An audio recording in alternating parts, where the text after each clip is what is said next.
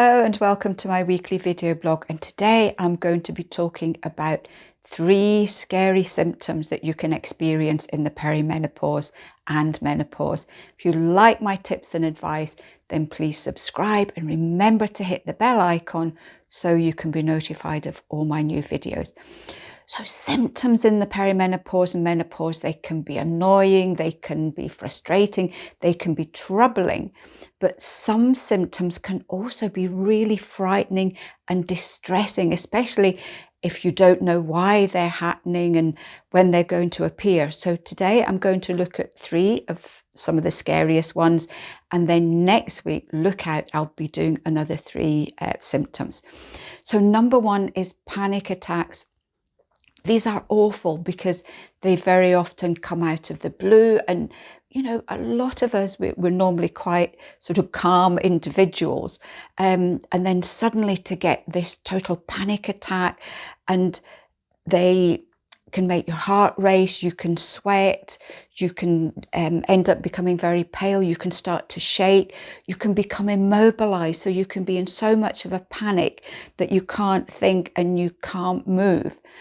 Very often you can't even think of a trigger, so this just happens suddenly out of the blue. You can be at work, you can be sitting watching the TV, you can be in the supermarket. It can happen absolutely anywhere. So the main reason for this is that, especially in the perimenopause, your hormones can fluctuate dramatically day to day. So one day your estrogen can be up and you can feel absolutely fine, the next day it can plummet. And if you get this plummet happening very quickly, it can affect your mood, it can affect your nervous system, and that can then lead into this panic attack. There can also be other reasons to look out for. Number 1, dehydration. Believe it or not, dehydration will affect your nervous system. It could be low blood sugar level. So if you haven't eaten for a while, and in this situation, if you're getting panic attacks regularly, it's a good idea to do a little diary, because you might find they come at roughly the same time of the day. Then you can link it to the fact that, oh, I've not eaten for 3 or 4 hours. I've not had anything to drink for a long time. So these things like dehydration, low blood sugar level can be a big factor. It can also be stimulants can do it. So it can be things like a cup of coffee, a cup of tea, one of these caffeinated fizzy drinks. Some people find that wine can do it now. You might get a little bit more sensitive to alcohol. It could be just having a really sugary donut or something, maybe something that you don't normally have.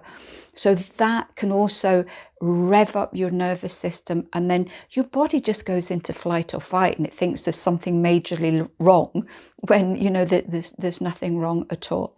So with this one, remember the water, 1.5 litres a day at least. Eat little and often so that you're keeping your blood sugar stable. Cut out the high salt, high sugar foods. Limit your caffeine, and you know, I have talked about this before. Have snacks. If you know that you're going to be a long time before you can sit down and have a proper meal, take a snack with you, just a handful of nuts, dried fruit. Some of these little protein balls can be really helpful. Number 2 is heart palpitations, and these can often be associated with panic attacks as well, although they can happen on their own. Again, this can happen absolutely anywhere. It can be due to the hormonal flux. Your nervous system basically gets stuck in flight or fight. So the slightest little thing, your nervous system thinks there's a major panic. So it could be something simple as you can't find your car keys and you're late for work. Now, normally you would just, you know, go tut and you would try and look everywhere for them. But because you've tensed up just that tiny little bit, your nervous system thinks that there's a major panic or a major threat, and then you go into this full palpitation mode. It can also be low magnesium can do that, because we need plenty of magnesium for a healthy heart. Again, it can be your dehydration, low blood sugar level, it can be your caffeine. And I know for me, the first time I experienced palpitations, and those of you who've watched for a while will know I just had a really strong cup of coffee in the afternoon. I was driving home and my heart went into absolute palpitation panic mode, and I really thought I was having a heart attack. It was that severe, but luckily I kind of figured out what it was, did some slow deep breathing, little drink of water, and I was okay. With the heart palpitations, if this becomes regular, it's really important to get it checked by your doctor. Don't blame everything on the menopause. There could be other reasons. We know that hormonal changes can affect the heart, especially as you go through and post-menopause. So this is one, check with your doctor first. If everything is okay, then just look at what you're doing or not doing. Number 3 is heavy bleeds, periods, or flooding. So this is more a perimenopausal one. When you're on the approach to the menopause, the monthly cycle can go all over the place. So you might find that you're missing 2 to 3 periods, and then when you get one, it's really heavy, or you're flooding. It could be that your periods are starting to get closer together, they're starting to get heavier, they're starting to get longer. Very often it is just the way your hormones are changing, but it's also really important to get this one checked out for several reasons. If your periods start to last longer than 7 days, if you are going through pads or other forms of sanitary protection every hour or 2, if it's getting to the point where you're leaking so much you're staining your clothes, if you're passing really big clots, this needs medical attention. Don't be put off. I had, some of you come back and say, oh, my doctor says it's natural and just to wait and see. Prolonged bleeding, even for a few days, once a month, can lead to anemia, and anemia can cause all sorts of health issues that can end up being quite serious as well. So this is one, really heavy bleeding for over 7 days, going through lots of sanitary products, or to the point of flooding. Then you get this checked out. It could be things like fibroids, which are really common perimenopause and at the beginning of the menopause. It could be a prolapse.